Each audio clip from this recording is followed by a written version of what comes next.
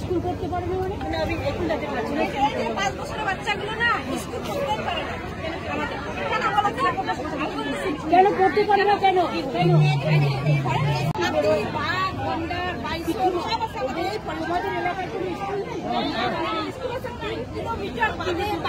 আমি দেখে নিচ্ছি একটা স্কুল যদি আবার 3 কিলোমিটার ঠিক আছে। আমরা বাংলা স্কুল না হিন্দি স্কুল? Primary school. আচ্ছা প্রাইমারি বাংলা আমি একটা করে দেবো বলে দিলাম।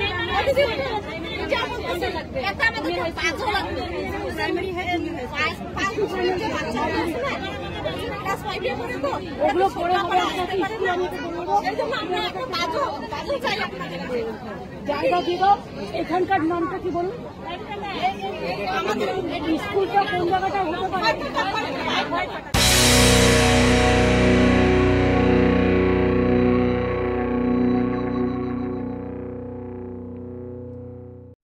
নাগরাকাটায় বন্যা বিধ্বস্ত এলাকা পরিদর্শনে গিয়ে স্কুল নিয়ে স্থানীয় মহিলাদের অনুযোগ শুনলেন মুখ্যমন্ত্রী মমতা বন্দ্যোপাধ্যায়। মহিলারা জানান তারা যেখানে থাকেন সেখান থেকে অনেকটা দূরে আছে হাই স্কুল। জঙ্গল পেরিয়ে বাচ্চাদের স্কুলে যেতে হয়। জঙ্গলে বাঘ, বাইসন সহ বিভিন্ন পশু আছে, ফলে সারাক্ষণ মনের মধ্যে একটা ভয় কাজ করে। সেজন্যে মহিলারা গ্রামে উচ্চ মাধ্যমিক স্কুল তৈরি করে দেওয়ার আর্জি জানান। অত্যন্ত গুরুত্ব সহকারে তাদের কথা শোনেন মুখ্যমন্ত্রী।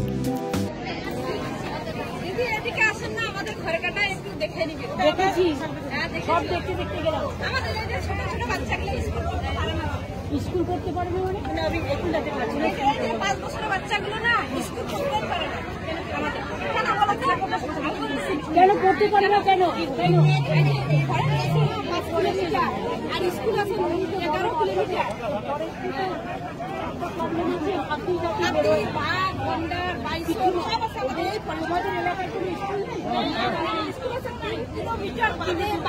আমি দেখে নিচ্ছি একটা স্কুল যদি আবার 3 কিলোমিটার ঠিক আছে। আমরা বাংলা স্কুল না হিন্দি স্কুল? Primary school. আচ্ছা প্রাইমারি বাংলা আমি একটা করে দেবো বলে দিলাম।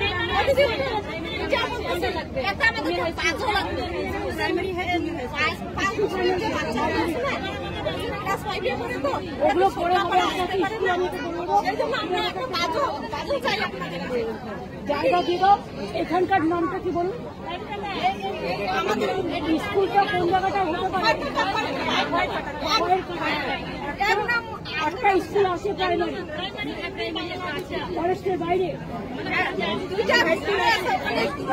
ফরেস্টের ভেতরে না, বাইরে আছে? ফরেস্টের বাইরে আছে। স্কুলটার নাম কি?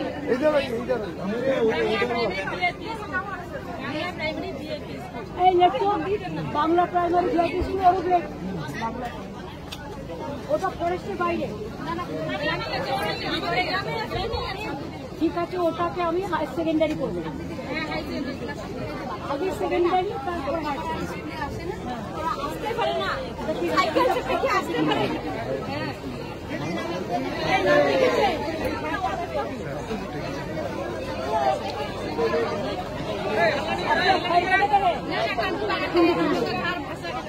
ও তো ঘর দেখলেন।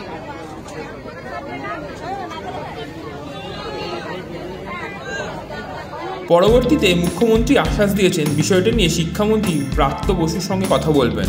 গ্রামে যে প্রাথমিক স্কুল আছে সেটিকে মাধ্যমিক স্কুল করে দেওয়ার কথাও বলবেন বলে জানিয়েছেন মুখ্যমন্ত্রী। খয়ের কাটা জায়গা আমায় বলল যে ওদের একটা প্রাইমারি স্কুল আছে, কিন্তু ওরা ফরেস্টের ভেতর দিয়ে যেতে পারে না ভয়ে, সেই জন্য ওদের একটা সেকেন্ডারি স্কুল করে দিলে ভালো হয়। আমি ওই প্রাইমারি স্কুলটাকে এডুকেশন মিনিস্টারের সাথে কথা বলবো যাতে সেকেন্ডারি করে দেওয়া হয়। আপনাদের রিলিফ আগেও অনেকবার দেওয়া হয়েছে, ডক্টর ক্যাম্প করা হয়েছে। শরীর খারাপ থাকলে ডক্টর ক্যাম্পে গিয়ে চেক করাবেন। নাম লেখানোর কাম থাকলে ক্যাম্পে গিয়ে লেখাবেন। রিলিফের কাজ চলছে, কিচেন চলছে।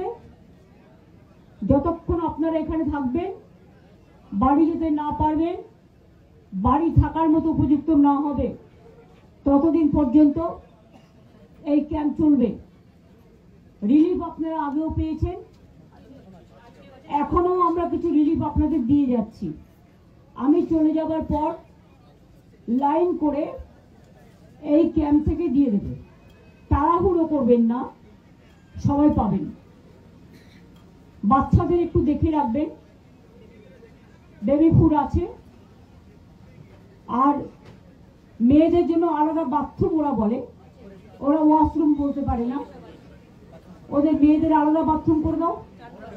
চান করা, ওয়াশরুমে যাওয়া মেয়েরা ছেলেদের সাথে একসাথে করতে পারে না, ছেলেদের জন্য আলাদা করে দাও, মেয়েদের জন্য আলাদা করে দাও। বাদ বাকি আমাদের যে রিলিফ আছে, রিলিফের কাজগুলো তোমরা করো, কারণ আমাকে অনেক জায়গায় আবার দিতে হবে। যারা মারা গিয়েছিল তাদের সকলকে আমরা 5 লাখ টাকা করে দিয়েছি।